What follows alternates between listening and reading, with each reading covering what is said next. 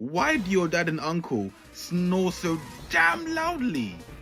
During sleep, especially during deep stages, muscles in the throat relax, allowing tissues to suck and narrow the airway. This turbulent airflow causes vibration and snoring. A lot of lifestyle choices can contribute to why they snore endlessly throughout the night.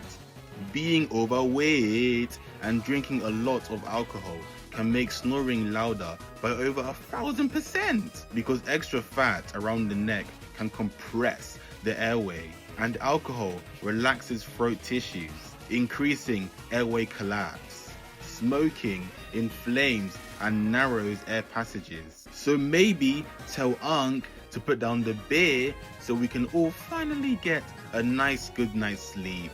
Loud and frequent snoring may indicate obstructive sleep apnea.